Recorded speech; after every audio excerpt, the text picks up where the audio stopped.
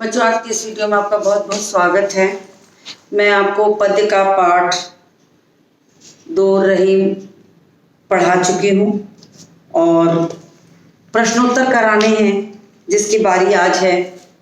तो मैं आपको पाठों के प्रश्नोत्तर लिखवाऊंगी। आप तैयार हो जाइए मेरे साथ। तो मैं पाठों के प्रश्नोत्तर लिखवा दूँ।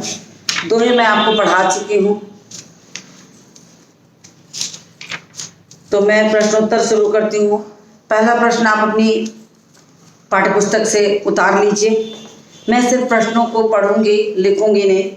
तो पहला प्रश्न है, प्रेम का धागा टूटने पर पहले की भांति क्यों नहीं हो पाता? तो प्रेम का धागा पहले की भांति इसलिए नहीं हो पाता क्योंकि जुड़ने पर जैसे धागे को जोड़ना हो तो धागे में गांठ पड़ जाती है। उसी तरह से अगर प्रेम को एक बार तोड़कर पुनः जोड़ना हो तो प्रेम में वो सात्विकता, वो निर्मलता नहीं रहती, तो वो खत्म हो जाती है। इसीलिए वो पहले जैसा नहीं हो पाता। तो मैं प्रश्नों के उत्तर को लिखवा देती हूँ। आप तैयार हो जाइए मेरे साथ सब।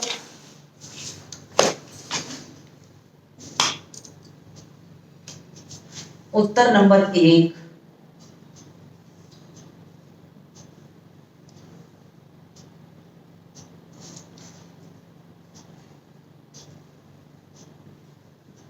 प्रेम आपसी लगाव और विश्वास के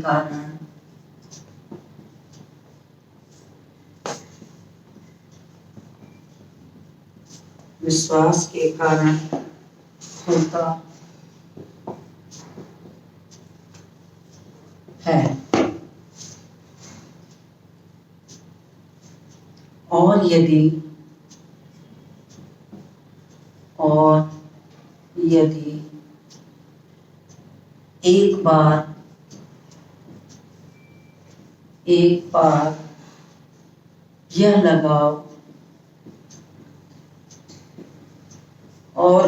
एक बार यह लगाव या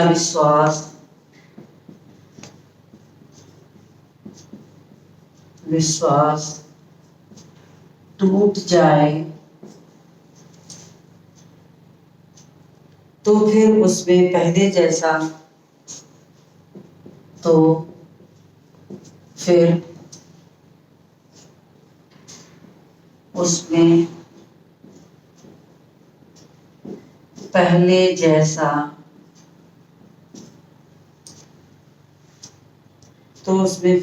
जैसा भाव या प्रेम नहीं होता। मन में दरार आ जाती है। मन में दरार आ जाती है। मन में दरार आ जाती है। जिस प्रकार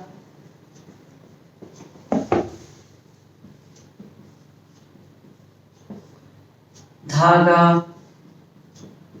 यदि एक बार टूट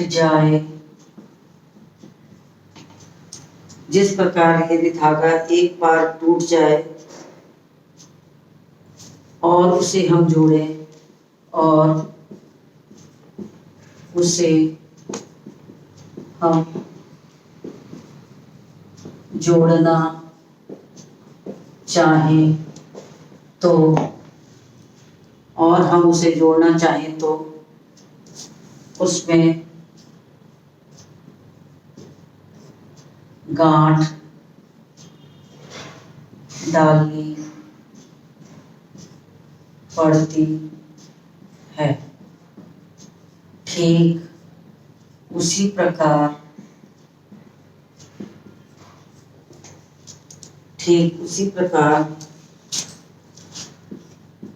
प्रेम रूपी धागे के टूटने पर उसमें भी गांठ पड़ जाती है। चलिए, ये प्रश्न हो गया, इसको उतार लीजिए। दूसरा प्रश्न पढ़ती हूँ। हमें अपना दुख दूसरों पर प्रकट नहीं करना चाहिए। अपने मन की व्यथा दूसरों से कहने पर उनका व्यवहार कैसा हो जाता है? तो उनका व्यवहार कैसा हो जाता है? वो हास्यास्पद हो जाता है, लोग उसका मजाक उड़ाने लगते हैं। तो प्रश्न उत्तर नंबर 2 डालिए।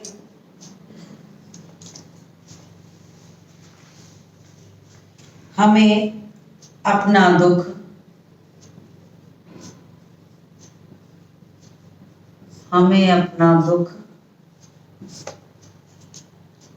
दूसरों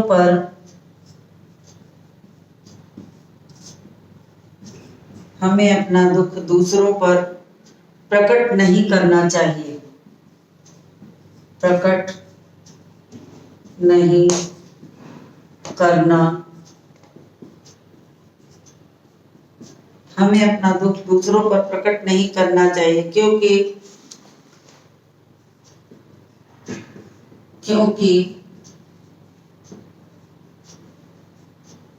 संसार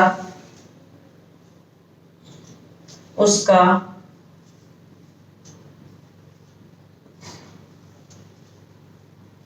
मजाक उड़ाता है।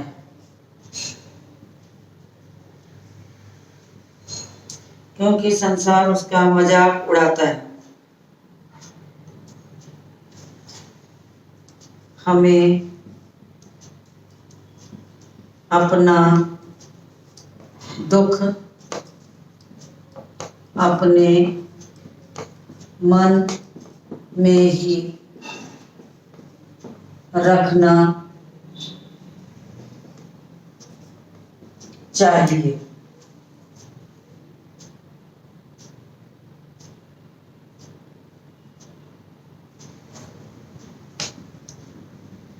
मन की व्यथा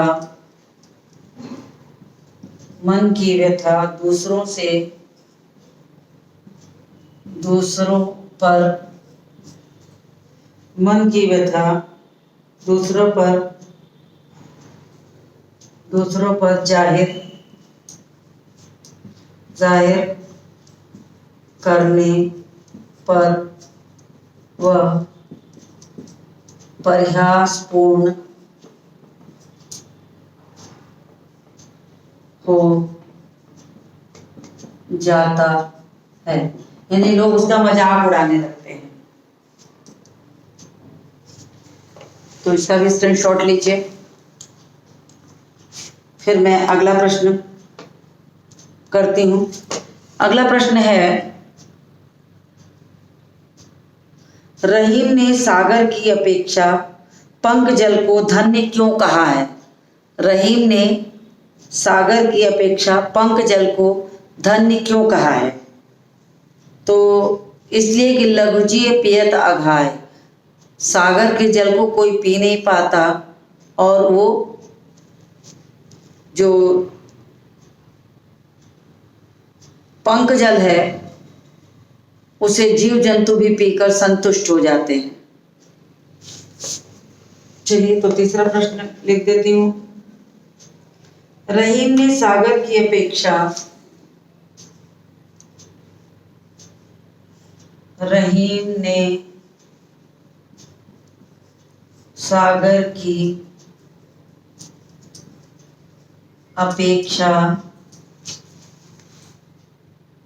पंक जल को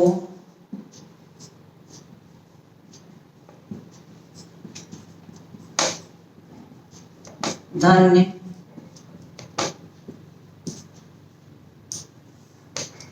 रहीम ने सागर की अपेक्षा पंक जल को धन्य इसलिए कहा है, पंक जल को इसलिए धन्य कहा है क्योंकि सागर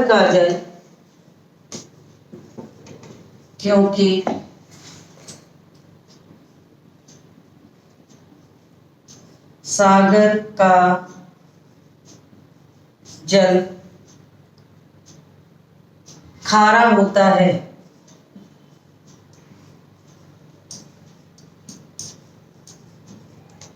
सागर का जल खारा होता है।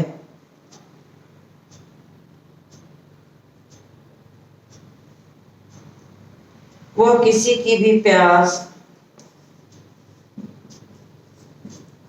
वह किसी की भी प्यास नहीं बुझा सकता। जबकि पंख जल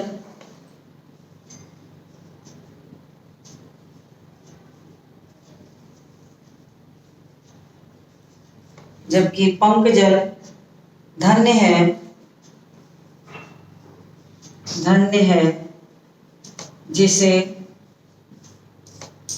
पीकर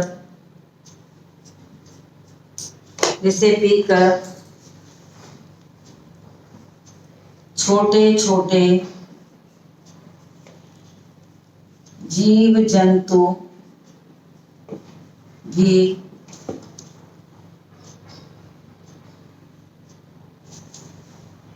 अपनी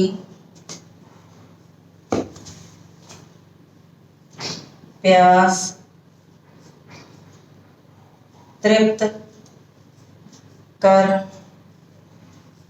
सकते हैं।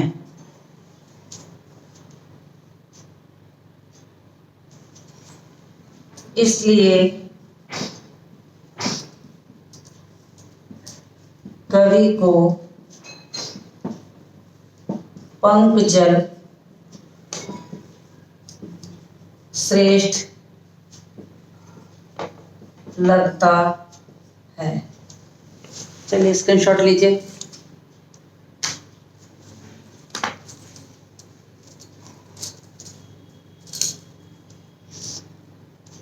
चलिए चौथे प्रश्न पर आते हैं। चौथा प्रश्न है, एक को साधने से सब कैसे सध जाते हैं। रहीमदास जी ने कहा है ना कि एक ही साधे सब सधे, सब साधे सब जाए। वो कहते हैं कि एक ही साधने से सब चीजें मिल सकती हैं, लेकिन सब साधने चलोगे तो सब कुछ चला जाएगा, कुछ भी साथ नहीं मिलेगा। उसी चीज को उन्होंने यहाँ समझाया, जिसको उत्तर के रूप में लिखवाने चल रही हूँ। तो आप तैयार हो जाइए।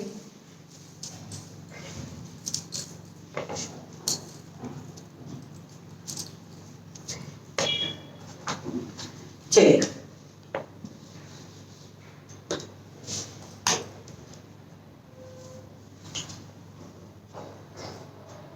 उत्तर नंबर 4,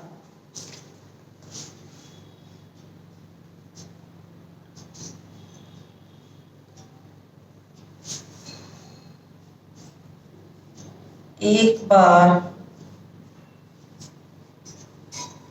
अटूट विश्वास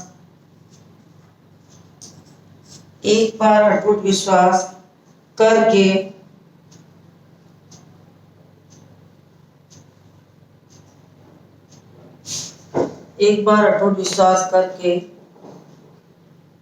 सेवा की जाए तो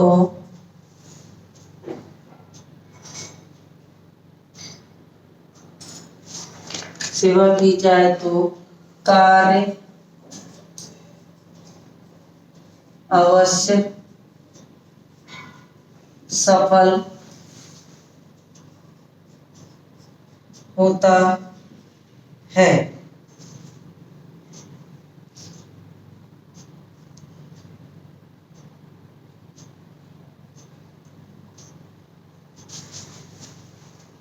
यानी एकाग्र मन से, आपको दिखाई दे रहा है कि नहीं? अभी दिखाई दे रहा है आपको। एकाग्र मन से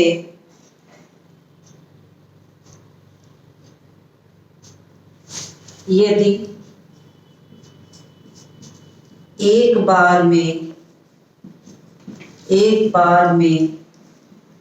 एक कार्य को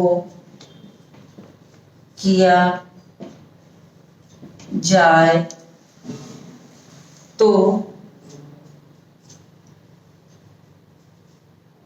सफलता अवश्य मिलती है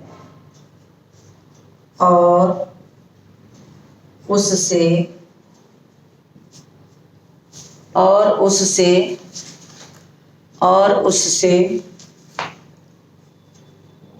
अन्य कार्य भी हो जाते हैं। तो देखिए इतना मैंने लिख दिया है, स्क्रीनशॉट ले लीजिए इसका। मैं इसके आगे की चीज को ऊपर लिखूंगी, स्क्रीनशॉट लीजिए।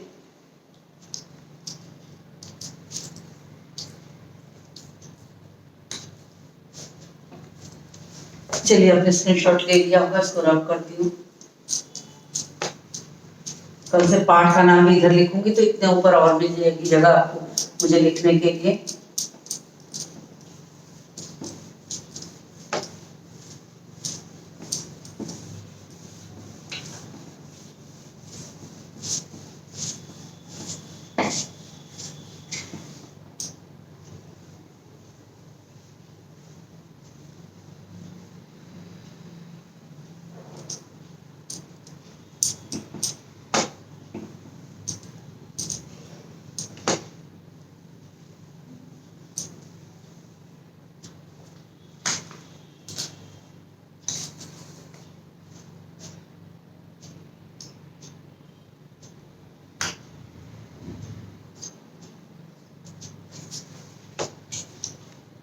पूरा करिए उत्तर। एक को साधने से सभी कार्य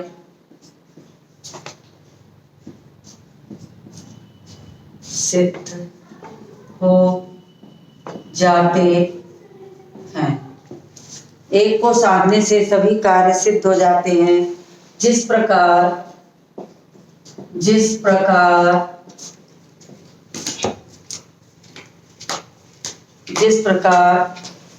पेड़ की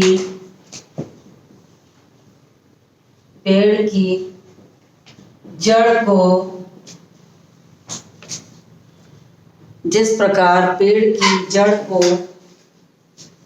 यदि सींचा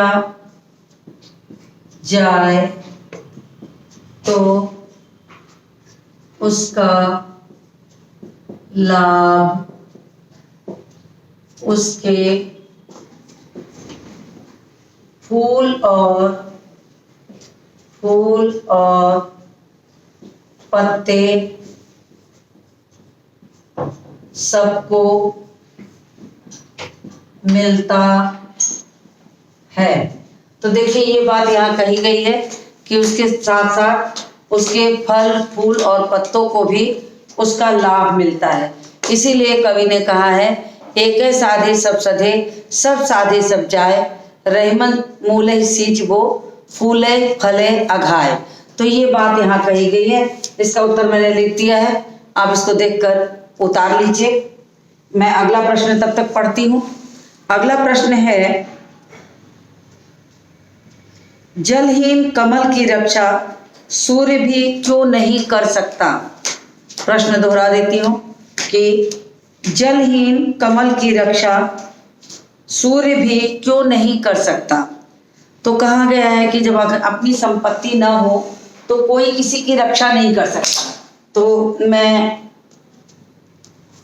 अगला प्रश्न लिखती हूँ। उत्तर नंबर 5 डालिए। उत्तर नंबर 5, जलहीन कमल की रक्षा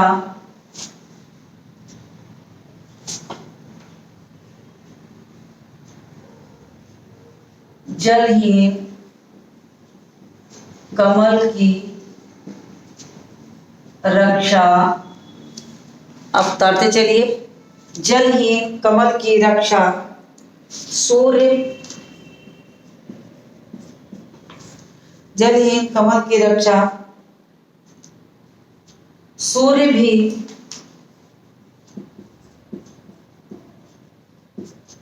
इसलिए नहीं कर सकता, सूर्य भी इसलिए नहीं कर सकता क्योंकि जल से ही कमल की प्यास बुझती है, क्योंकि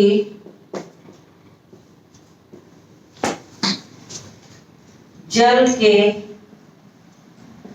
कारण ही कमल खिला रहता है, कमल खिला रहता है।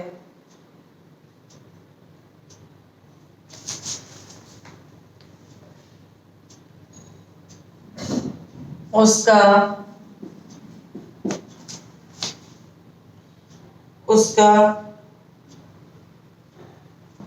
उसकी प्यास बुझती है, उसकी प्यास बुझती है, उसकी प्यास बुझती है और जीवन पाता है, और जीवन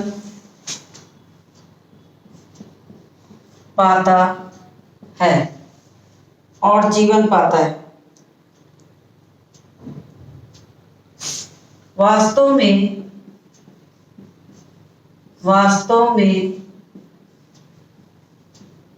कमल की संपत्ति, वास्तव में कमल की संपत्ति उसका जल है, उसका जल है। वास्तव में कमल की संपत्ति उसका जल है, और संपत्ति के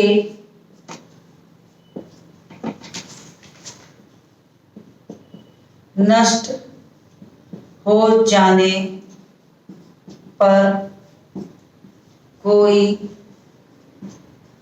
दूसरा व्यक्ति साथ नहीं दे सकता।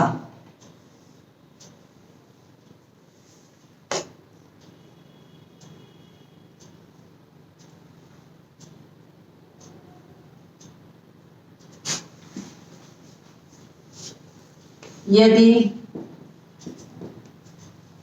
आपके पास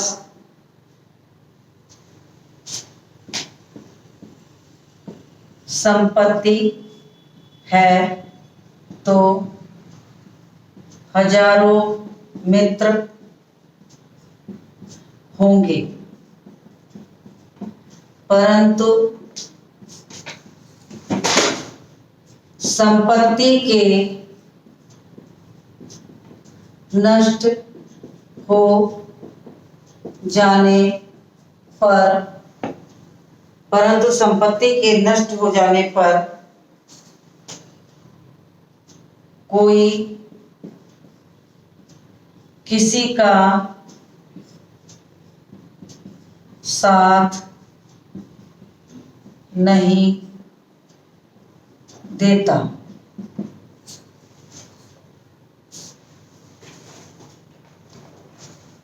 तो आप इसका स्क्रीनशॉट लीजिए।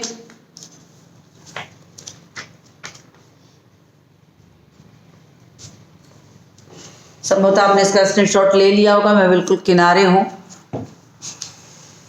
फिर अगला प्रश्न है, अवध नरेश को चित्रकूट में क्यों जाना पड़ा? उत्तर लिखिए। उत्तर नंबर 6, अवध नरेश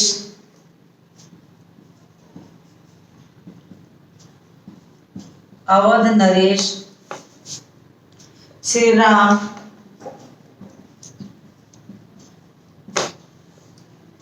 अपने माता पिता की आज्ञा का अपने माता पिता की आज्ञा का अपने माता पिता की आज्ञा का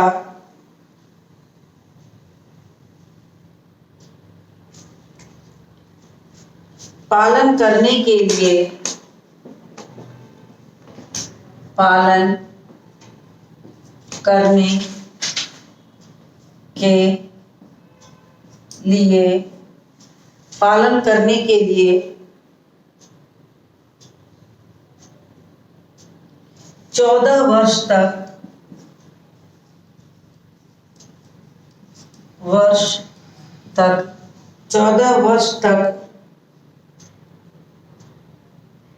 वन में रहे 14 वर्ष तक वन में रहे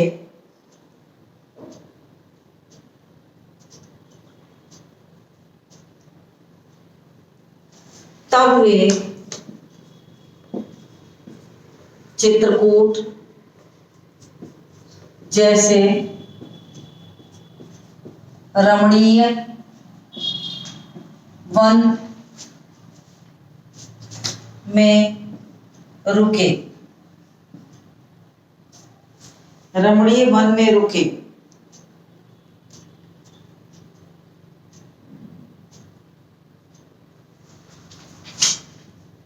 कवि कहते हैं विपदा पड़ने पर बड़ा व्यक्ति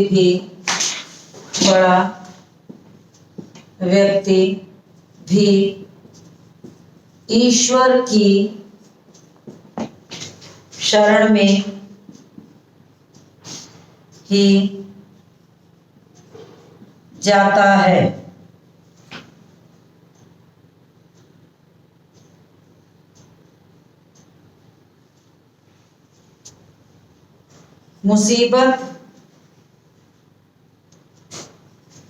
मुसीबत में वन भी राजभवन सा ही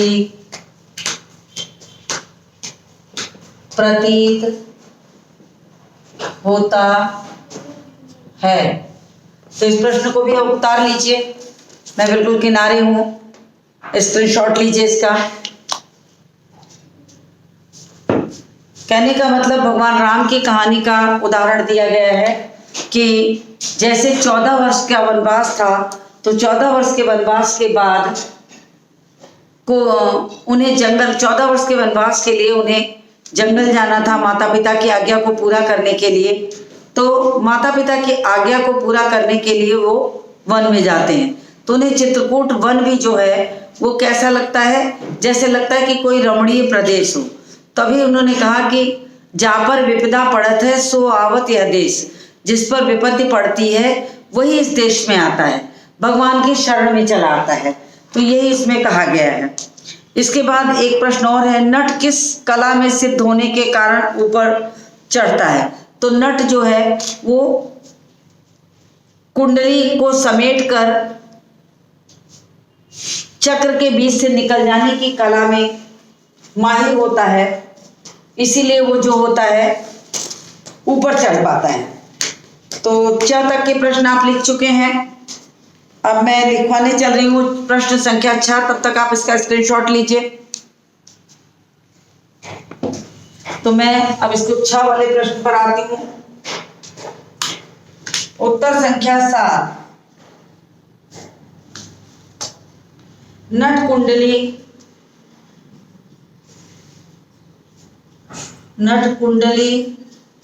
को समेटने की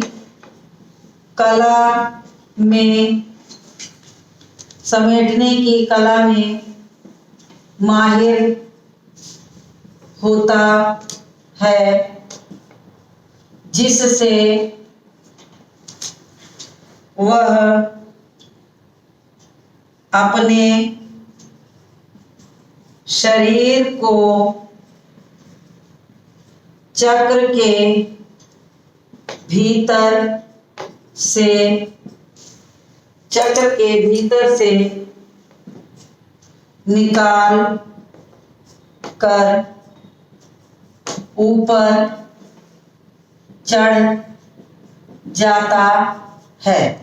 तो यही कला है उसकी, जिसके कारण वो ऊपर चढ़ जाता है।